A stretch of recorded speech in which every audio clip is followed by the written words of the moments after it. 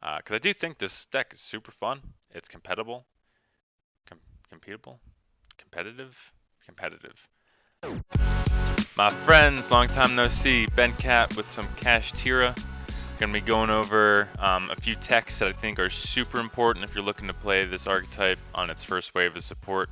I really enjoy these cards. It's a super fun deck to play. Obviously, when the second wave of support comes out, they just go like 10 levels higher. But that being said, I think that right now it is a playable deck, especially because they're able to play cards like D-Shifter, Fissure, stuff like that. You know, it gives them a little bit of a free advantage. But I'm going to be going over some techs that really help solidify this deck as a deck and not something you have to wait for the next wave of support. So just jumping straight into it. The first card, very spicy. Maybe there's other options that are better. I don't think right now there is. Again, Ally Birdman, still at 1 in the TCG. This card is going to let you get into Baronne, super easy. A few other choices that you might look at are Ying, as well as the Ruddy Rose Dragon. All three great cards, right? Yeah, this is really your only way to beat Nibiru, even potentially when the next wave comes out. That deck still can get hit by that really hard, and I think that this card might be a pretty good answer to some of that stuff. So, you know, you bounce a card back to your hand, so you're going to retain some advantage as well. You know, in case you searched it or brought it back, you can bring it back to your hand, get a free Baronne out. When you think about rank 7s, there's not really a negation available to you. So being able to do that and get to Baronne, first of all, it's fun, right? The other options are fun too, but I just think, yeah, being able to actually put a negate on the board for this deck is pretty huge, especially when it's this easy. You also play a couple hand traps, right, that are level 3 tuners. You can just normal summon them, jump into your Baronne. It's very easy. That kind of stuff just all combines really well with their spot card. So, next tech I got for you is the Astral Kuriboh. This card is it's always good in this deck, which is saying a lot for the card. I know it's not really found its place, but this card, and it doesn't matter what's on your board, in your hand, you can always special summon it right onto the board. It becomes level 7. So you can 7 sort it away, right? If you have to, you just drop it on the field, draw your 2 cards, right? Doesn't get in your way. And what it does, for those of you who don't know, you reveal a rank number monster, aka either Diablos, Master Blades, or Big Eye, or Titanic Moth, which I'll get into in a little bit later. But Astral Kuriboh reveals a monster and then special summons it, copies the level of that rank, so 7 in this case. And yeah, when you overlay with the other monster on your board, you make the monster indestructible by battle or card effects. So yeah, you can be sitting on a Big Eye that can't be destroyed. Diablos is huge, and basically what I've found is like just making Astral Kuriboh jumping into Diablos, you're looking to hit a card in their extra deck like Collide of Heart, you know, Mirror Jade, stuff that like can remove the extra deck monster by bouncing it or banishing it, Zero Boros, stuff like that. Because this card alone, putting you into a good Diablos lock that they have to have some sort of out, is way better than it seems. So it's a really fun card, really helps extend the play, solidify the turn. I know there's the other card that you pay 3,000 life points or whatever, right? Or give them 3 of that, I forget. But this is like the same thing, but free. The only difference is you are locked into number monsters, so you do have to make one of the 4 or whatever ones you're playing. You can't jump into this card, so that's the big difference. But for the most part, I'm generally looking to make Shangri-La and Diablos, right, together. So that's where I'm at with that. The other tech, spicy would be an understatement. This is ultra mega spice. But given the format, tiers being untouched, this card is like an auto win as far as I'm concerned. I can argue that it should be sided, depending on, you know, how popular Flu may be, stuff like that. But being able to banish 3 different monsters from your opponent's extra deck is insane.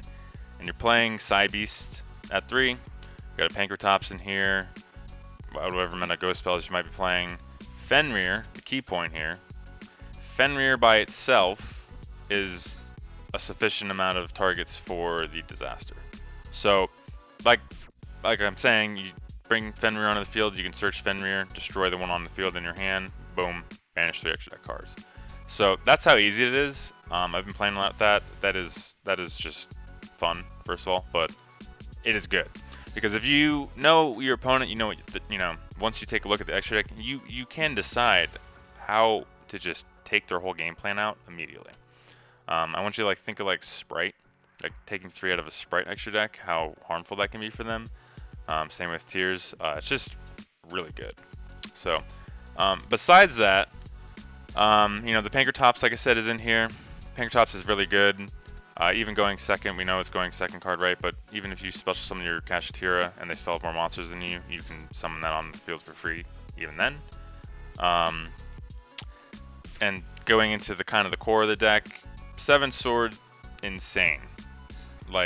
This is a very, very needed card for the deck as a whole to work right now before the other stuff comes out.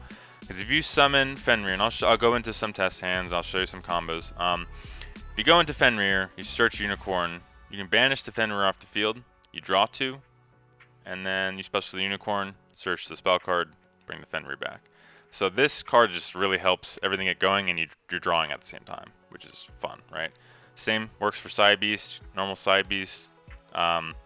Banish a Kashtira monster, level 7, boom, 2 cards. This card's never going to be dead unless you draw 2, right? And it's very necessary to help get things moving. Besides that, been playing with Gold Sarc.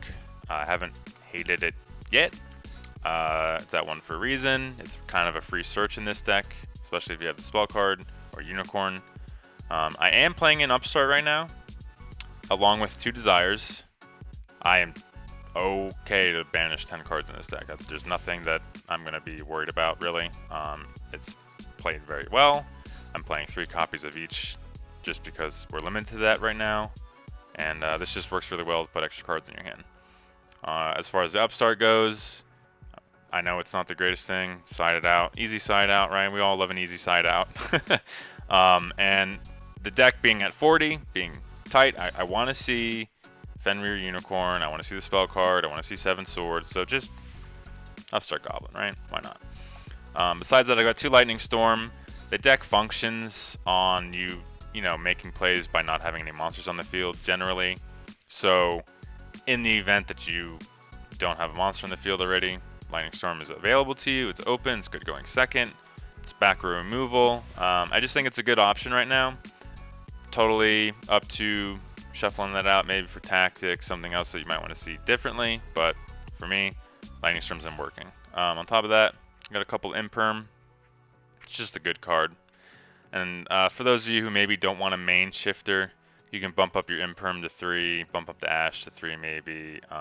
Just other impactful cards that you feel are good. Because this deck, again, having only the 9 monsters really to function for now, they're so powerful as individual monsters anyway, that being able to just stop your opponent with Ash and Imperm and stuff like that, dwindle them down even a little bit, they'll make the appropriate amount of impact that they need to on the field.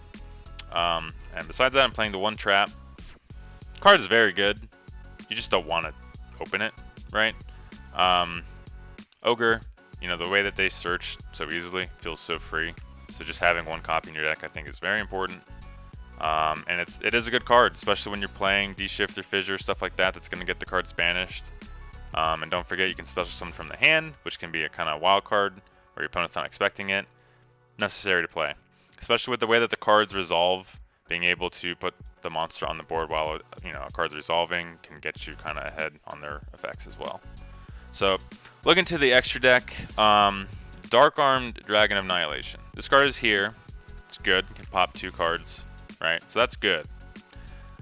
But when the new support comes out, this card becomes 10 times better, because this card will be able to banish any card from your graveyard. Doesn't matter what it is. And all the new support cards for the Kashtiras generally do something when they're banished from the grave, or becomes banished. So this card is going to be so busted and live for the new wave of support, keep your eye on it, because it's just going to enable you to pop cards and generate more advantage as you do it. So that's the deck. Let's jump into some combos. I'm going to start off with some, 2-card combos, 1-card combos, just so you can get a good feel for how the deck maneuvers. And then I'll just do some full test hands. So let's get into it.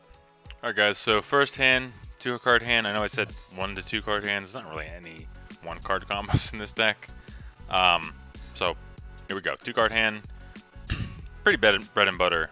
One of the reasons I said this card is so good. So if you got a Fenrir, especially your Fenrir, you'd search a monster. So really, at this point, if you don't have either the spell card already, or like Astral Kuriboh or Psi-Beast, the turn's pretty much done.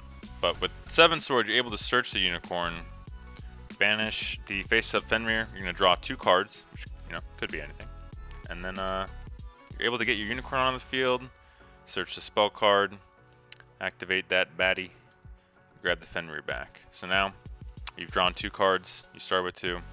You're able to make it rank 7. You've got the field spell, or the spell card on the field, rocking and rolling, and you can jump into either your Diablos, your Shangri-La, which would probably be the best option because it's got defensive utility and offense utility by being able to special summon a Kashtira monster to the field. So that's the first combo. Let's jump into the next one. Second combo is going to be with Psi-Beast and the spell card. I'm going to show you essentially the same thing with Gold Sarc following this, but Psi-Beast is going to banish one from the deck. It's going to be Fenrir. That's because with the spell, if I say field spell one more time, I'm going to freak out.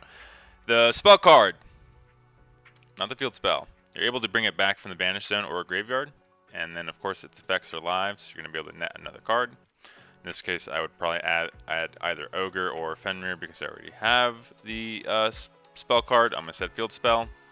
And really, since I can't get it onto the field this turn, I would probably just go ahead and get the Fenrir instead.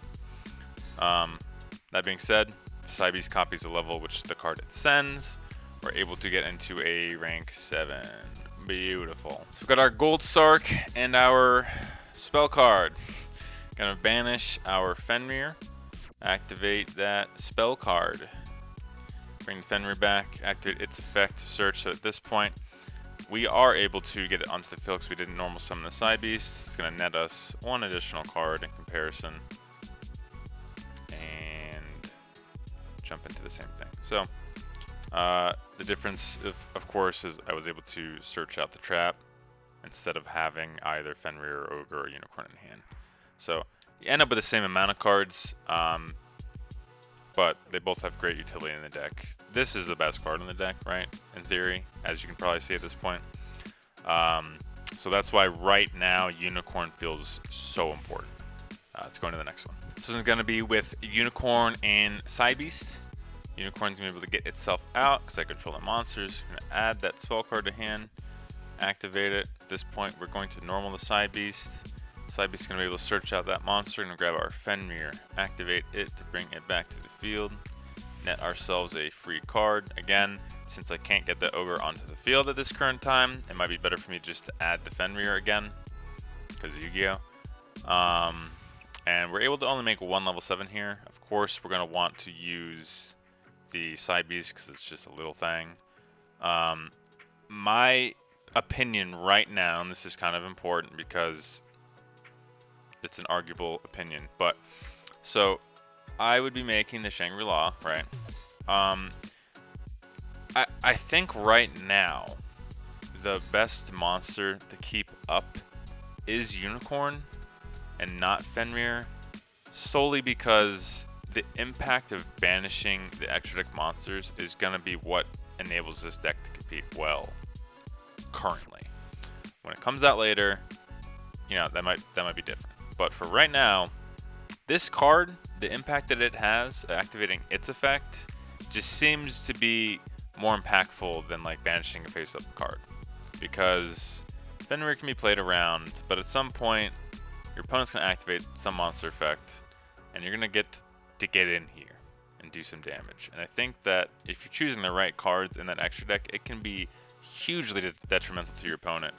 And of course, in this combo anyway, as we pass our turn in the standby phase, we will be able to special a different monster onto the field anyway. So, you know, we're able to put that amount of pressure on, which is good. But if I did have the option, I think I would special summon Unicorn first before Fenrir, because again, like I said, you got to get ahead somehow right now. It doesn't have a whole bunch of crazy nonsense power like it will soon. So I do think that that's the better option.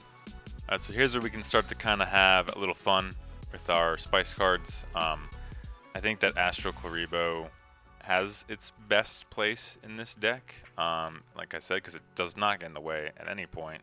It's very good. So again, we're going to kind of be doing the same thing we just had, just in addition with the Astral Kuriboh in hand. We are able to get him out onto the field. We have to reveal one, probably, of course, reveal the one that you plan on summoning.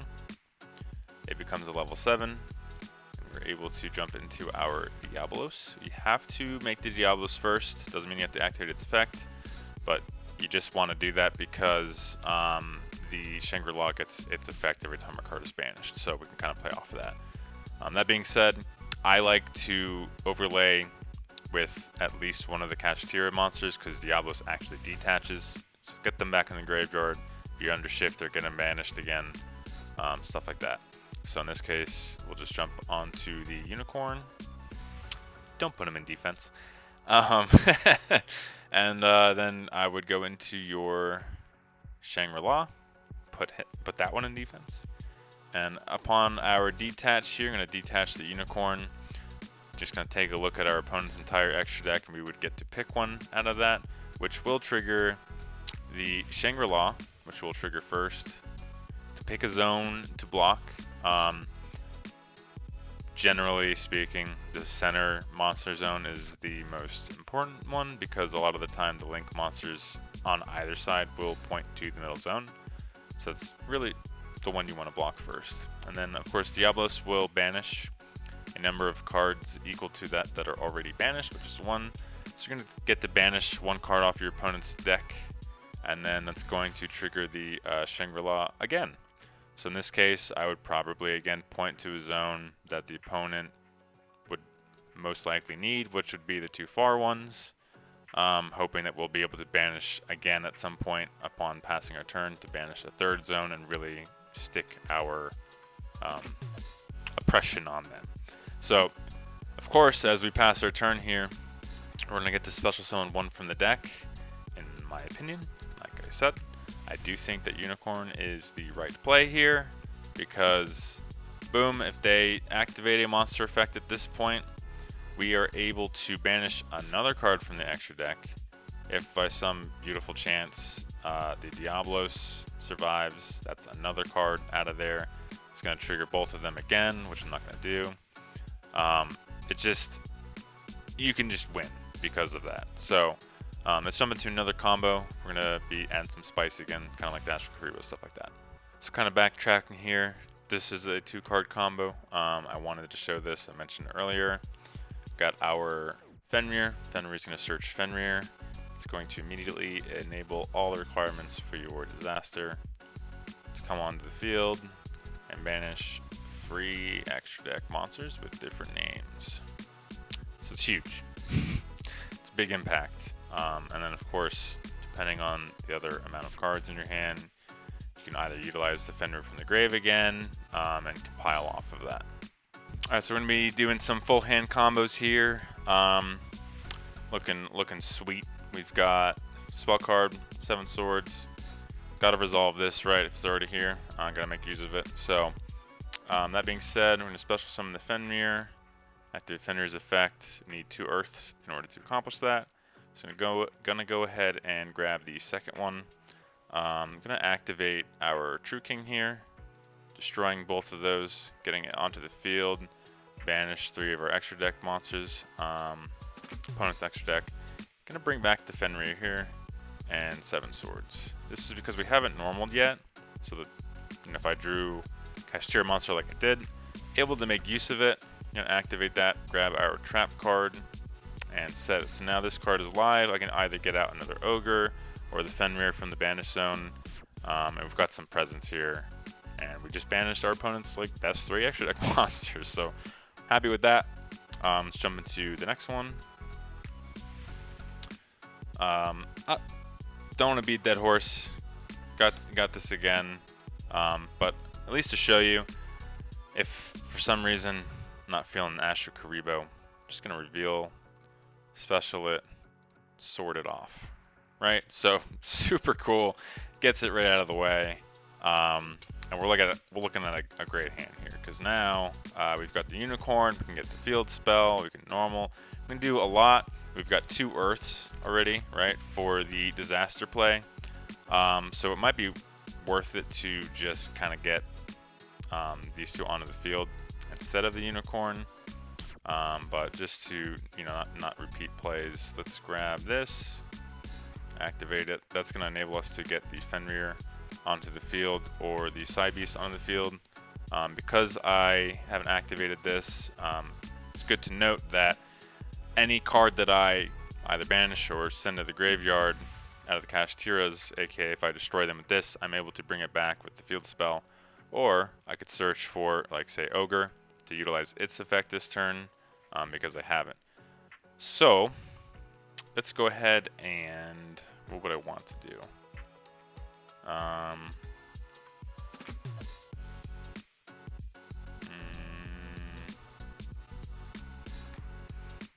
It's either add Ogre to add the trap, or Fenrir add to Ogre, and I'm not able to utilize the Ogre. Since I already have access to the 2 and I can get a 3rd, I might as well just use the Psi-Beast here, banish the Ogre, activate it, bring it back, grab that trap card, get that into play, why not? And now we can hit the 2 earth monsters, get it onto the field, banish 3, jump into our Shangri-La,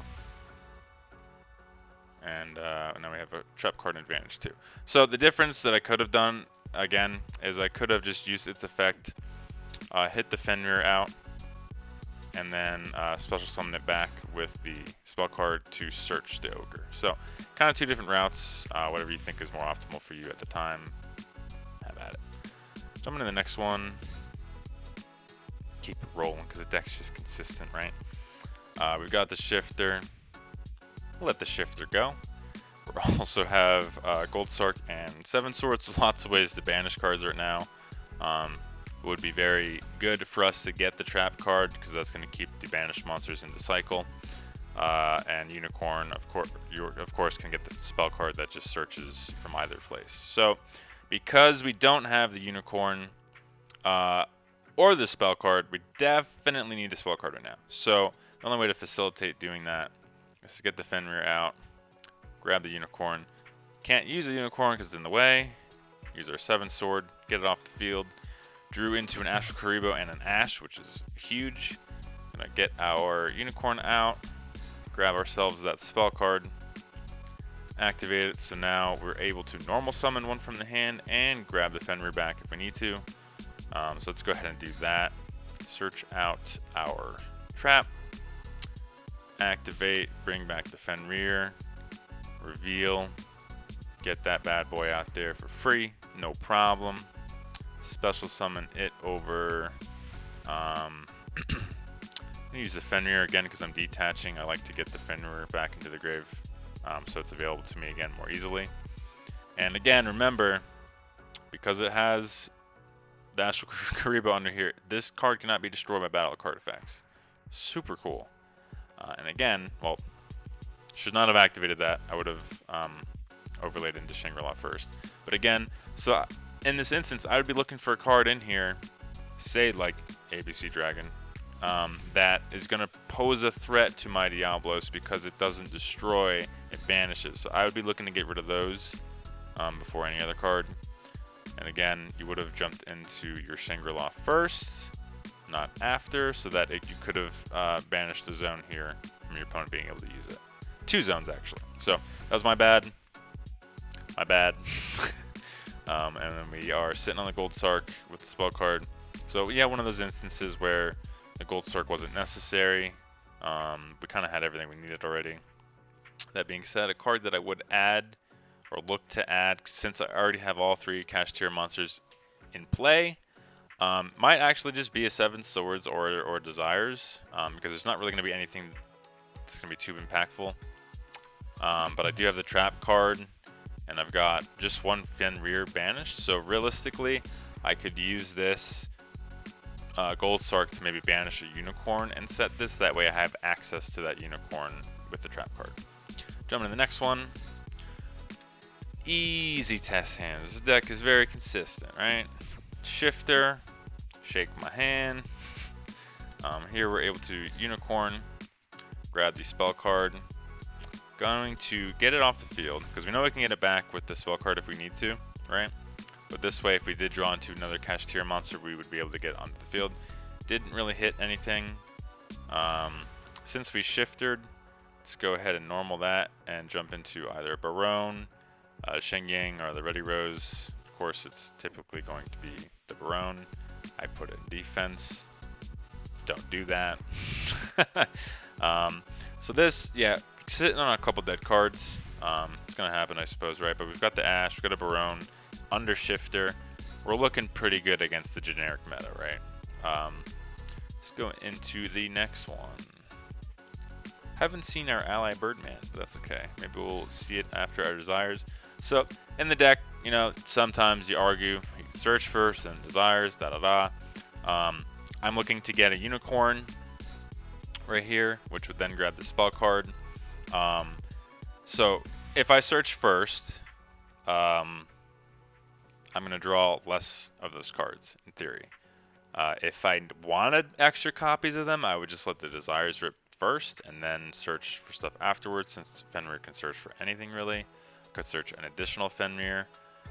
So those are things to consider, because if I were to get a Unicorn now, I could use Fenrir to search Fenrir.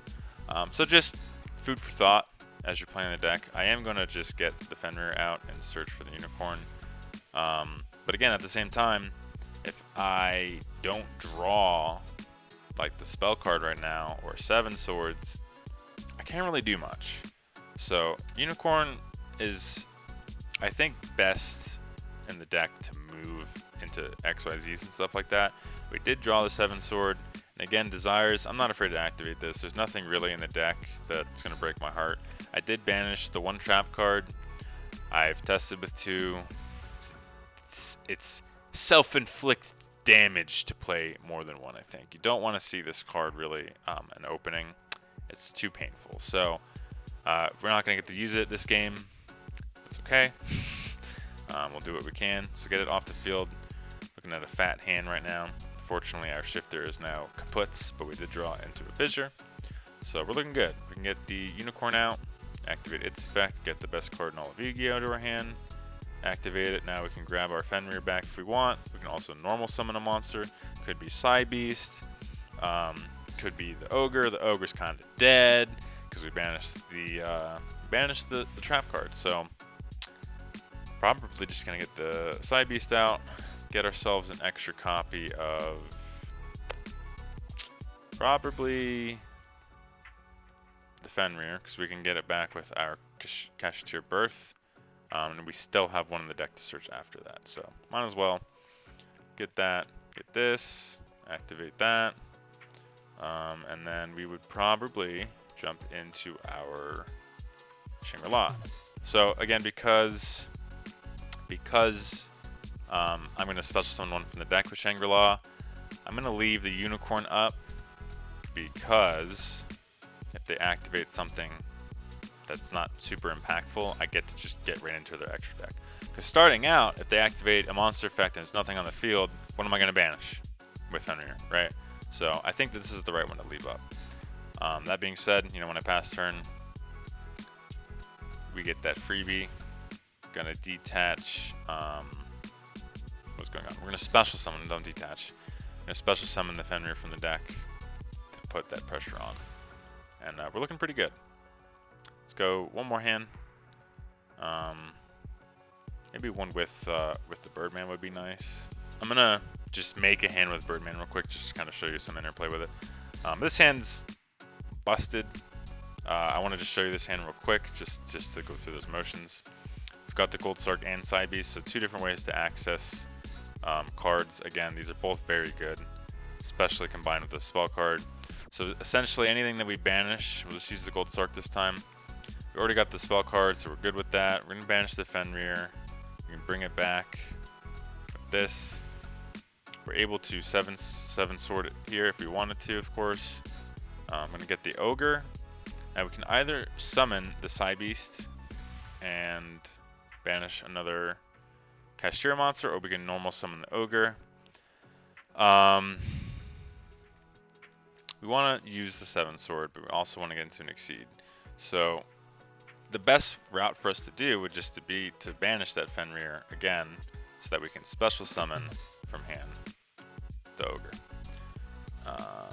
Get ourselves the trap card, normal summon. We could even hold on to the Psi-Beast actually, because at this point we're not able to get like 2 rank 7s out into the field. Even though we have the Astral Kuriboh, we can only normal summon once, right? So it's more beneficial for me again to set up the